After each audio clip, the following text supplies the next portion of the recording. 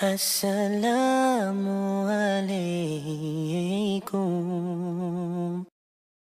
Listen to what I'm saying. Your birth, Uncle G, your birth, Akhi, your birth, brother, Akhawat, sisters, your birth was like being born and then being kidnapped and then sold into slavery. Wallahi, that's the state of the human being. That is the state of the human being. Where even the kuffar, the non-Muslim philosophers said that this was a concept called thrownness. You're just thrown into reality with no choice. Because you never chose that you're going to be a black man. Did you choose you were going to be black? No. Did you choose that you're going to be Kashmiri, Mirpuri, or whatever you are? Punjabi? Oh, Punjabi, yeah? Or whatever. You didn't choose this. Did you choose that you're going to be white? Did you choose that you're going to be gorgeous? MashaAllah, tabarakallah. Yeah? I never chose that I was going to be Greek that looks like a Pakistani. Yeah? But wallahi, think about this. Did you have a choice? You didn't even choose that you were going to be a man. Akhawat, sisters, you didn't even choose that you were going to be female. You had absolutely no choice. And by the way, you had no choice concerning your parents. No choice at all. Even your DNA, the biologists talk about that we have DNA.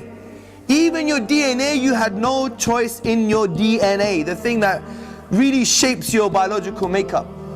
No choice, zero, finished, khalas. And then we think we're free. And we think we're free. We didn't choose our parents, we had no choice. We didn't choose the socio-economic environment where our parents came from.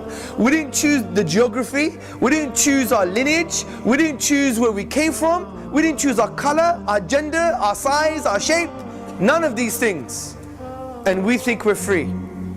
Which is really ironic that we're living in a society that prides itself over being free. Right? It prides itself over having independent freedom. I can do whatever I want, dress however I want, talk however I want, look however I want, spend my money on whatever I want. That's the thing that makes this society take pride in itself. And yet if you go to somewhere as simple as high school, you'll find a bunch of kids that are dressed almost exactly the same. They're just almost exactly the same. All the hip-hop kids, they look the same. All the goth kids look the same. All the emo kids look the same. It's almost like they go through a uniform. And even the way they talk has to be a certain way to fit in with that crowd. And if you don't fit in with that crowd, then you're an outcast. And so when you look at that, I don't see freedom when I see that. What I see is cultural slavery.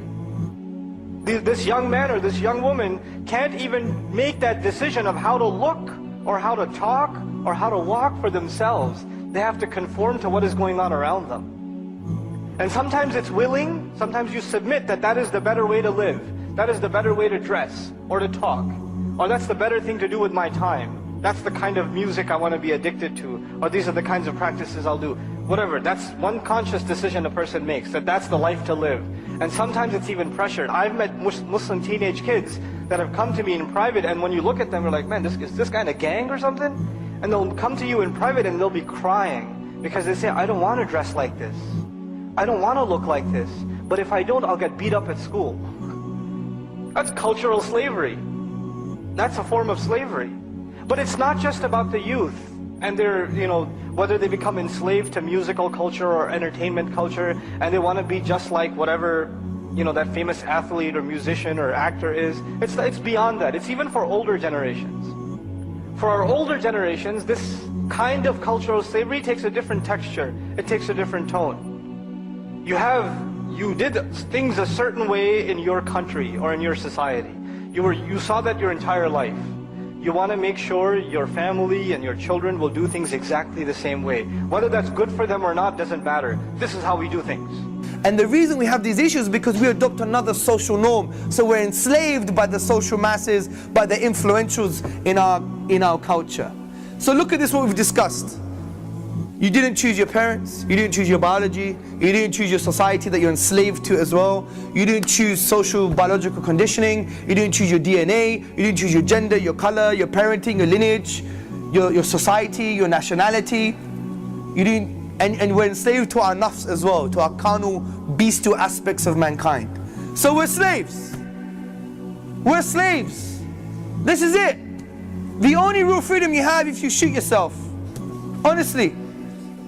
Honestly, that's the only act of real freedom. Even the Western philosophers would write essays on suicide. Arthur Schopenhauer wrote an essay on suicide. David Hume, he wrote an essay on suicide.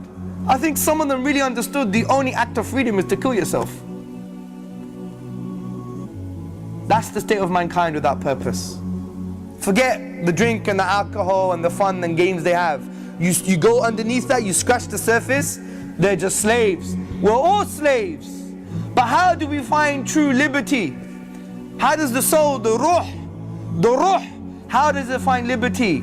And interestingly, the word ruh is linked to the word raha, which means serenity, liberty. And the only way to escape from this slavery is to become a slave of Allah subhanahu wa ta'ala. That's the real bloke, that's the real man. Not the man who's enslaved to his desires, the man who's enslaved to society, the man who's enslaved to things that he didn't even choose.